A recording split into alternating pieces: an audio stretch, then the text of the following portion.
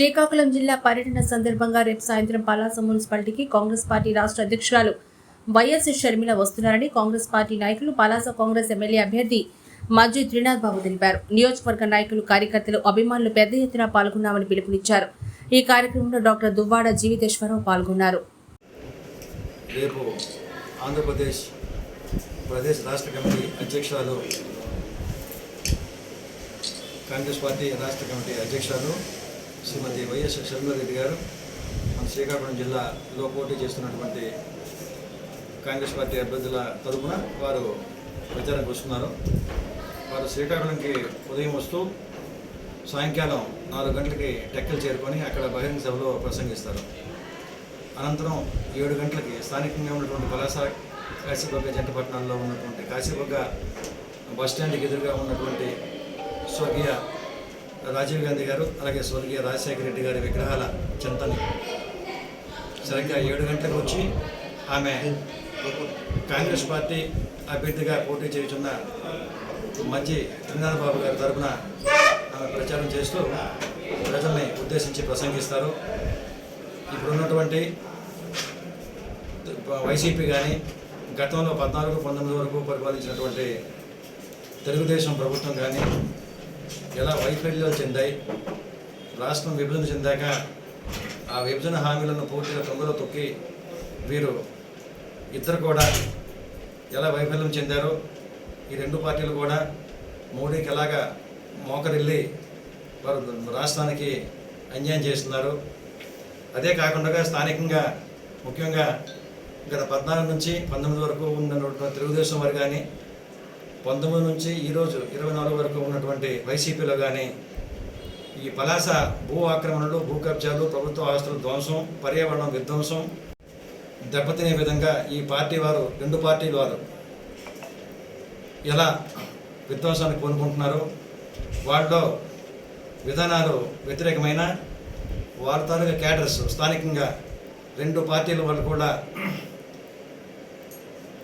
కబ్జాలకు పాల్పడుతూ సెటిల్మెంట్లు ఇవే వారికి నిత్యకృత్యంగా అయ్యి వారు ఎలాగ ధ్వంసం చేస్తున్నారు నియోజకవర్గాన్ని అనే విషయం చెప్తూ మళ్ళీ ప్రత్యామ్నాయంగా ఈరోజు పలాస నియోజకవర్గం ప్రజలందరూ ఈ 2 పార్టీలు కాకుండా కాంగ్రెస్ పార్టీ బలోపేతం అయితే బాగుందని ప్రజలు కోరుకుంటున్నారు. ఆ సందర్భంగా అనూహ్యమైన స్పందన ఉంది.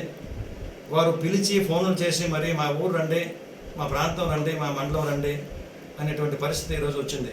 ఎందుకంటే వాళ్ళకి ప్రత్యామ్నాయం కాంగ్రెస్ ఒకటే కనిపిస్తుంది ఇప్పుడు కానీ, లేదా భవిష్యత్తులో కానీ, ఇక్కడ రాష్ట్రంలో కానీ, అక్కడ దేశంలో కానీ. అందువలన వారి ఆశలకు అనుగుణంగా షర్మిలారెడ్డి గారి నాయకత్వంలో కాంగ్రెస్ పార్టీ బలోపేతం అవుతుంది.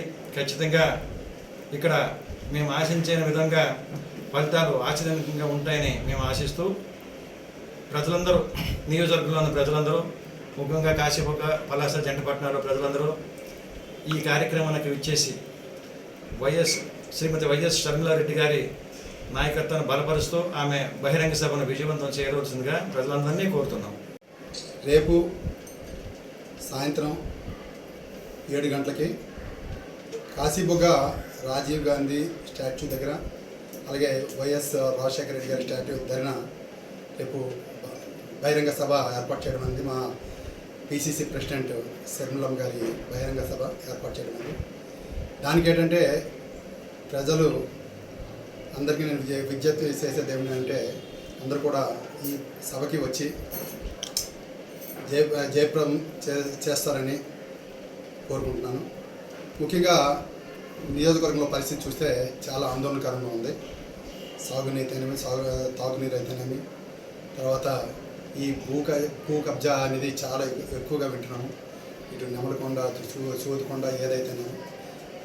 బట్ ఈ నియోజకవర్గంలో అయితే చాలా సమస్యలు ఉన్నాయి. మా సీనియర్ నాయకులు జీవితేశ్వర గారు చెప్పినట్టు ఏంటంటే అనూహ్యమైన స్పందన అయితే కనిపిస్తుంది నేను ఫీల్డ్లోకి వెళ్తే. ఇప్పుడు కూడా నేను యాక్చువల్గా ఏజెన్సీలో ఉన్నాను. నేను జీవితేశ్వర గారు ఫోన్ చేసి 12 గంటలకి ప్రెస్ మీట్ ఉంది రా అర్జెంట్గా అంటే అక్కడి నుంచి సగంలో ఆఫీస్ వచ్చాను.